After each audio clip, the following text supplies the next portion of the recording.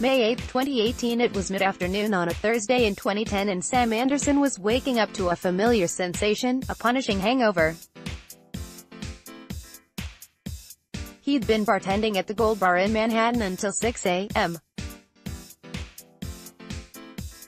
the night previous, a shift that included throwing back some 10 shots of tequila and mezcal, smoking nearly a pack of cigarettes, and capping it all with a few beers to wind down. He'd fallen asleep drunk as the sun rose.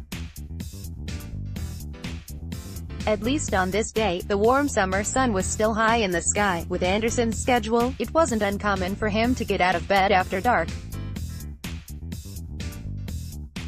Chain of on-the-job hangovers was beginning to feel Groundhog Day-esque, fading into one long, deepening hangover. That particular afternoon, though, something struck Anderson, a desperate desire to escape, to exert some modicum of control, and maybe, a little, to intensify the pain. He decided to go for a run. Surprising himself as much as his artist roommates, he pulled on shorts, a t-shirt, shoes, headed out the door of his East Williamsburg apartment in Brooklyn, and began to jog. Advertisement. Continue reading below. In the stifling New York City heat, his head throbbed and his heart felt like it might explode. Throughout the first mile, he gasped for air. He managed to get halfway across the Williamsburg Bridge and then turned around, in too much pain to enjoy the view or any pretense of accomplishment. The interlude might have seemed like a futile exercise in suffering, save for the moment he stepped into the shower at home. As the water ran over him, Anderson experienced a sudden rush, the quintessential runner's high, and one to rival the kind he usually got from booze and drugs. The feeling was a visceral sense of release. Fireball today, Anderson rolls out of bed around 5 a.m. on a chilly December morning and heads to Brooklyn's Prospect Park for a 6:30 a.m. workout. The 36-year-old will join Black Rose's NYC, a local competitive running crew, for a couple fartlek loops, hitting a sub-6-minute mile pace on the faster intervals. Prospect Park is a beacon for the early rising runners of the borough, and Anderson's morning excursion isn't all that remarkable, save for the fact that he still belongs to a tribe far better known for getting home, rather than getting up, at the crack of dawn. He's working now on the Lower East Side, a haunt tucked away beneath a red-pink awning, Chef Danny Bowian's acclaimed Michelin Chinese food restaurant. There, as beverage director, Anderson curates natural wines and devises innovative cocktails to match the plates of koji fried chicken, salt cod fried rice, and dan dan noodles that crowd each table. A job that caps his decade-long career of slinging drinks at some of the best bars in the city that never sleeps.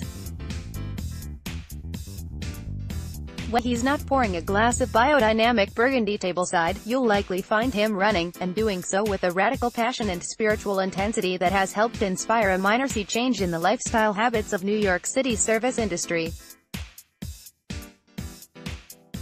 The journey to here started with that wheezing trot to the Williamsburg Bridge and is one that continues to push him to search for the next level today.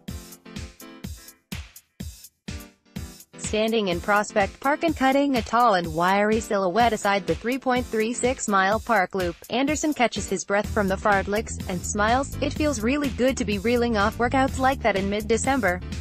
After he gets his wind back, he lopes twice around the misty, tree-lined path for a cool down, making for 19 miles altogether that morning.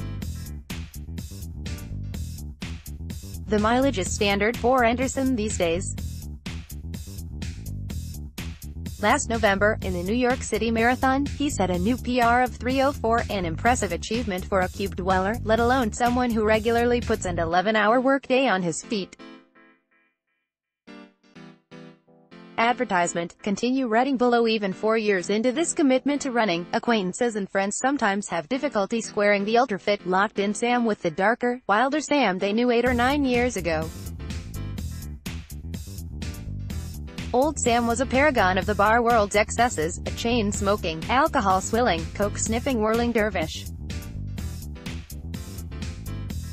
There was a reckless, punk rock attitude to him, says Austin Hartman, 30, who bartended with Anderson at the Williamsburg hotspot Hotel Del Monte in Brooklyn. It wasn't carefree, it was self-destructive. Anderson readily acknowledges the charge. I was known for a really nasty attitude and being about black leather, cigarettes, sneering, he says.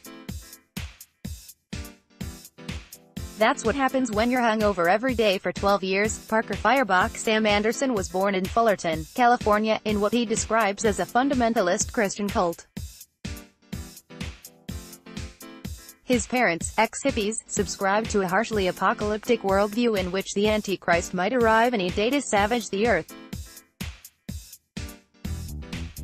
We were taught that the end of the world was just around the corner, he says. They raised us to believe that we would not live long. With their parents, Anderson and his siblings, Paul, now 34, Tim, 29, and Celeste, 25, moved constantly, never putting down roots. Trips to the doctor or dentist were infrequent. What was the point of planning for the future if deliverance was soon at hand? A lonely, mostly friendless teenager with his nose in the pages of Rainer Maria Rilke poetry, Anderson rejected his parents' doomsday outlook and, around age 13, began going for long runs in the middle of the night. It was a way to get free of the influence of my parents. I could go and have 45 minutes to myself, he says. I remember having a lot of insight into who I was, and the convictions I had. Among those convictions were that his parents' end times prophecies were wrong, that his own values did not align with theirs. At 16, Anderson ran away from home to live with friends of his parents, then leapfrogged to move in with his own friends in Lincoln, Nebraska. By 18, he was supporting himself with odd jobs like roofing houses, and he worked nights at a newspaper packaging facility to save money for college tuition. He paid his own way at the University of Nebraska-Lincoln, studying creative writing and poetry composition. 6 months after graduation, he moved to New York City and began bartending. It was then that he really put the gas down on drinking, smoking, and drug use. Advertisement. Continue reading below. Parker Firebach. That initial Williamsburg Bridge run was a glimpse into an alternative way of life for Anderson, but it wasn't until 2013 that he committed to running consistently. He continued to drink heavily, but he quit cigarettes and started to run every night, even in sub-zero temps with snow on the ground. Every time he went for a jog, he felt less tempted to smoke. And he set a goal of running the 2014 New York City Marathon, which he discovered he could qualify for through the New York Road Runners 9-1 program. Run 9 scored qualifying races and volunteer at one NYRR event, and you're guaranteed entry. This was Anderson's chrysalis period, and there was nothing pretty about it. He was still out at 3 a.m. partying, but he dragged himself to the 8 a.m. start, still drunk, for the Bronx 10 Mile. As his dedication to the sport deepened, Anderson began to discover a profound joy and love for running that was as much philosophical as physical. He realized the indulgent habits of his youth had been an effort to dull a sense of existential anxiety, and that running could grant him a Buddhistic calm in the face of reality, with all its uncertainty and ups and downs. In 2015, he quit drinking for 9 months, and today drinks only sparingly, mainly wine on the weekends. Running was a way to channel the raw energy that had led to his self-destructive habits, but one that also immersed him in the present, facilitating a mindfulness that allowed him to break free of preoccupations with the past or future. When I was being raised, everything was measured in intervals, the years until Jesus comes back, the years I have left to live, says Anderson. Puts this segmentation into your life. And I think I carried that out without knowing it by becoming an addict. Everything then was measured by time between each cigarette, between each bottle of booze or line of coke. One of the gifts from running is I don't feel those constraints anymore. Running is continuing, forward movement that helps you move from a state of existence like that to lightness and freedom. Parker Feuerbach advertisement. Continue running. Below, bartenders tend to share certain traits: a rejection of the 9-to-5 grind, a desire for work that is physical and creative, an intensity and energy that can overstep the bounds of moderation, for good and ill. We have personalities that are very, for lack of a better word, addictive, says Ivy Mix, 32, co-owner of Brooklyn cocktail bar Leyenda and co-founder of the women's drink-making competition Speed Rack. We get enthused, we tend to tunnel vision into stuff. And as awesome as cocktail creation and the spirits industry are, sometimes the outcomes are not so good. A 2015 Substance Abuse and Mental Health Services Administration study found that the accommodations and food service industry ranks among the nation's top 5 worst fields for substance and alcohol abuse, alongside mining and construction. But recently, there's been a reckoning. Well-known chefs and bartenders have died of drug overdoses. Triumphant recovery stories, like that of James Beard award-winning chef Sean Brock, have become more common. Meanwhile, the craft cocktail business has undergone a transformation to become a lauded professional industry. All of this has helped fuel dialogue about how to live a balanced life in the high-stress jobs that populate the country's bars and kitchens, and Anderson's personal evolution from hedonism to health has been one such catalyst. For many in the New York City bar scene, the solution to finding balance has come through running. Sam's taken a social responsibility, says Nathan McCarley O'Neill, 30, bar manager at Nomad Bar New York, and a competitive marathoner who was inspired to start running thanks in part to Anderson. He's shown that even when you're working in the drinks industry, you can still take care of yourself. This has had a major effect, especially in bartending. In turn, McCarley O'Neill, who ran both the 2017 Chicago and New York City marathons after training with Nike's Project Moonshot, has also helped mentor fellow bartenders to begin running, too. These days, Anderson regularly fields questions, texts, and emails from curious colleagues and friends who have heard about his running transformation. What kind of shoes or shorts or watch should I buy? What training program should I use? For Anderson, whose approach to running has been deeply guided by Eastern thought, meditation, and yoga, these questions are all part of the journey. Running becomes a tool for searching inside yourself for answers, he says. Sometimes the answers or conclusions you come across don't have anything to do with running. Becomes this way to channel into places you weren't prepared to go. Parker Feuerbach. Once he polishes off his Prospect Park workout, Anderson goes home to wash up and eat. He has to get to Mission Chinese by early afternoon. In addition to working the floor during service, overseeing the bar and cocktail program, and acting as sommelier, he also focuses on special events and projects.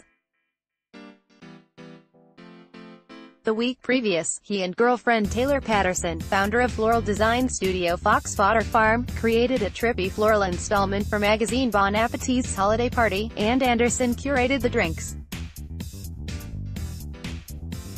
The horizon is a spring or early summer opening for a new Bushwick location of Mission Chinese, a labor-intensive effort that he'll balance with efforts to race the Chicago and NYC marathons, plus a few trail challenges. Nearly everyone who knows Anderson has commented on how running has helped him flourish in his career, a benefit that's proved true for many runners in the business. It's been an incredible thing to see his creativity blossom through the level-headedness that comes through running, says Anderson's former bartending partner Austin Hartman. The New York cocktail industry is such a tight community, and we've all been in it together for a while. We've done a lot of growing and learning. Seeing people like Sam, it's inspiring. Hartman, who quit a chain-smoking habit a year ago, has been hitting Anderson up for running tips and plans to run his first half marathon this month. Advertisement. Continue reading below. Anderson's newest professional focus is on natural wines, whose biodynamic viniculture aligns with his holistic approach to running, and with creating a healthier shift in the industry. Doing so will require rewiring the response to stress that service industry workers so often feel. In restaurants and bars, he notes, you have the stressors and you have the release. And while, yes, there are plenty of other stressful jobs in the world, most don't take place in front of a wall of readily available, and detrimental, releasers. Anderson believes he's found an ideal solution. I'm not meditating on the floor, he says, but I have a lifestyle now that allows me not to be overwhelmed by stress. Running is at its center, and what prepares him to cope with life's suffering and joy. After all, during the course of a marathon, you have to be prepared for the giddiness of the cheering crowds, and the stretches of despair when the finish line seems an eternity away. That's echoed in the verse Anderson silently repeats during his races, from a Rilke poem, appropriately titled Go to the Limits of Your Longing, Let Everything Happen to You, Beauty and Terror. Just keep going. No feeling is final. Aaron Benner.